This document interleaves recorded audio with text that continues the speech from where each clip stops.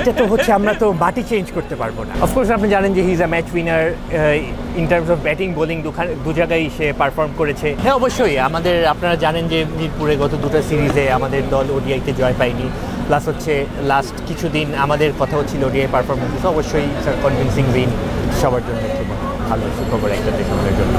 Match তো ভালো যে ইটস ইম্পর্টেন্ট, অলদো আমরা লাস্টে কয়েক বল আগে অল আউট হয়ে গেছি, বাট যে পার্টনারশিপ করাটা যেটা উইচ ওয়াজ মিসিং আমাদের লাস্ট বেশ কয়েকটা ওয়ানডেতে, সো টপ অর্ডারদের পার্টনারশিপ করাটা সেটা পজিটিভ পয়েন্ট।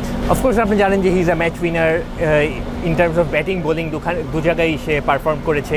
আর লাস্টের দিকে যখন আমাদের দিকে মোমেন্টামটা শিফট হলো, ওই ইনিংসটা যখন রিশাদের সাথে ছোটো ছোটো পার্টনারশিপ হলো তানভীর এবং সোহানের, ওই রানগুলো খুব ক্রুশাল ছিল।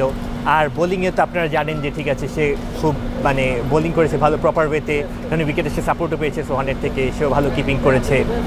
So based on the match situation say proper bowling করেছে। এখানে আমাদের এখানে হচ্ছে যে যেটা আমাদের ধরেন যে সয়েলের কম্পোজিশন যেটা, এটা তো আপনি চাইলে চেঞ্জ করতে পারবে ডিটাবেস, আমাদের এখানে থাকে, অনেক সময় হয় অনেক সময় হয় না। আর স্পেশালি এই উইকেটটা যেটা, এটা দেখবেন হচ্ছে আপনার সেন্টার উইকেট, যেটা 7 নম্বর উইকেট, এক একটা উইকেটের হচ্ছে এভারেজ স্কোরিং প্যাটার্ন এক এক রকম। এটা এমনিও একটু সবসময় কম রান হয়, আগেও কম রান হতো।